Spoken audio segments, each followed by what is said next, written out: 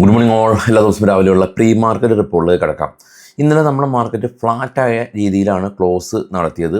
Defence സെക്ടറുകൾ ഇന്നലെ ശക്തമായ രീതിയിൽ ഫ്രഷ് ബൈയിങ് കണ്ടിരുന്നു. ഡിഫൻസ് സെക്ടർ ഉൾപ്പെടെ പാരാസ് ഡിഫൻസ് ഉൾപ്പെടെയുള്ള ഒരുപാട് കമ്പനീസ് പോസിറ്റീവിലായിട്ട് ക്ലോസ് ചെയ്യാനും സാധിച്ചു. അപ്പോൾ തന്നെ നമ്മുടെ മനസ്സിലൊരു ആശങ്ക ജനിച്ചു. എന്തുകൊണ്ടാണ് ഡിഫൻസ് സ്റ്റോക്കുകൾ മുകളിലേക്ക് പോകുന്നത്? സംഗതി ശരിയാണ്. കാരണം അമേരിക്കയും ഇറാനും തമ്മിൽ പുതിയൊരു സംഘർഷം ഉണ്ടായി. ഇതിനെ തുടർന്ന് ക്രൂഡ് ഓയിലിൻ്റെ പ്രൈസ് ഗ്ലോബലി $100 ബാരലിന് $100 മുകളിൽ എത്തി നിൽക്കുകയാണ്. അമേരിക്കൻ നാവികസേനയുടെ 3 യുദ്ധക്കപ്പലിന് നേരെ ഇറാൻ ആക്രമണം നടത്തി എന്ന് US അറിയിച്ചു. അപ്പോൾ ഹോർമുസ് കടലിടുക്കിൽ ഈ ഒരു ആക്രമണം US തടഞ്ഞിട്ടുണ്ടെങ്കിൽ കൂടിയും ഈ സീസ് ഫയർ കരാറ് അനിശ്ചിതത്തിലായിട്ടുണ്ട്. സീസ് ഫയർ നിലനിൽക്കുമെന്ന് തന്നെ ട്രംപ് വീണ്ടും പറയുന്നുണ്ടെങ്കിൽ കൂടിയും ഈ ഒരു പ്രശ്നങ്ങൾ നിലനിൽക്കുന്നുണ്ട്. ഇതിനിടെ സിംഗപ്പൂർ ഓയിൽ സ്റ്റോക്കിൽ 9 മന്ത് ലോവറിലാണ് അവിടുത്തെ ഈ ഓയിൽ കമ്പനീസ് ട്രേഡ് ചെയ്യുന്നത്. ഷെൽ എന്ന് പറയുന്ന US അല്ലെങ്കിൽ ലോകത്തിലെ ഏറ്റവും വലിയ ഓയിൽ കമ്പനീസിൻ്റെ CEOയുടെ അഭിപ്രായ പ്രകാരം 1 ബില്യൺ ബാരലിൻ്റെ എണ്ണയുടെ കുറവ് നിലവിൽ ഉണ്ട്. അപ്പോൾ ഈ ഒരു സംഘർഷം കൂടുകയാണെങ്കിൽ ആ ഒരു ഇംബാലൻസ് കൂടും.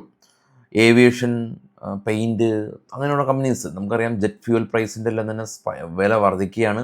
4 ആഴ്ചയുടെ റിസർവാണ് യൂറോപ്യൻ എയർലൈൻ കമ്പനീസിനുള്ളതെന്നൊക്കെ നമ്മൾ കണ്ടിട്ടുണ്ടല്ലേ. അപ്പോൾ ഇതാണ് ഇപ്പോൾ ഉള്ള അപ്ഡേറ്റ് എന്ന് പറയുന്നത്, പ്രധാന update.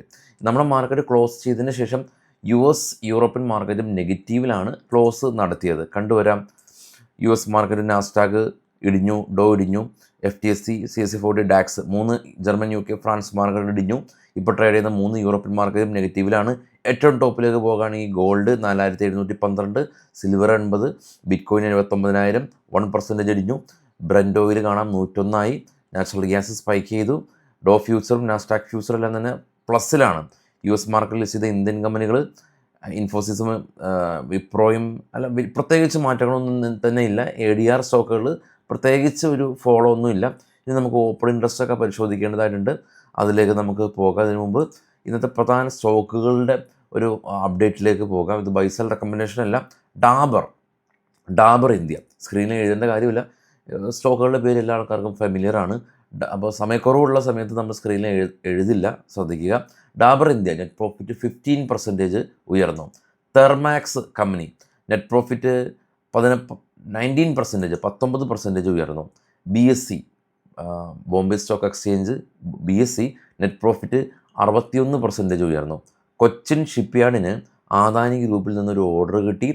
MRF company net profit 38% ഉയർന്നു. ലെൻസ്കാർട്ട് $350 മില്യൺ ഒരു ബ്ലോക്ക് ഡീല് ലെൻസ്കാർട്ടിലുണ്ട്. ഇന്നലെ ലെൻസ്കാർട്ട് 3% ഇടിവ് രേഖപ്പെടുത്തിയിരുന്നു. ഇന്നും ഫോക്കസ് ചെയ്യുക. സൊനാറ്റ സോഫ്റ്റ്വെയർ നെറ്റ് പ്രോഫിറ്റ് 25% ഉയർന്നു. Thyrocare technology net profit almost double ആയിട്ടുണ്ട്. South Indian Bank RBI Kotak ബാങ്കിൻ്റെ സൗത്ത് ഇന്ത്യൻ ബാങ്കിലുള്ള സ്റ്റേക്ക് അക്വിസിഷൻ ചെയ്യാനായിട്ട് RBI അപ്രൂവൽ കൊടുത്തു. ഗ്രാവിറ്റ ഇന്ത്യ കമ്പനി പ്രോഫിറ്റ് ഉയർന്നിട്ടുണ്ട്. പിഡിലൈറ്റ് എല്ലാം തന്നെ ഏണിങ്സ് ഇന്ന് വരും. SBIയുടെ ഏണിങ്സ് ഇന്ന് വരും. ടൈറ്റാൻ്റെ ഏണിങ്സ് ഇന്ന് വരും. ടാറ്റ കൺസ്യൂമറിൻ്റെ ഇന്ന് വരും. സ്വിഗ്ഗിയുടെ ഇന്ന് വരും. MCXൻ്റെ ഇന്ന് വരും. ഇതിനിടെ ഗ്ലോബൽ സ്പിരിറ്റ് നെറ്റ് പ്രോഫിറ്റ് ഡബിളായി. PNC ഇൻഫ്ര എന്ന് പറഞ്ഞ കമ്പനിക്ക് പുതിയൊരു ഓർഡർ കിട്ടി എന്നുള്ള ന്യൂസ് ഉണ്ട്.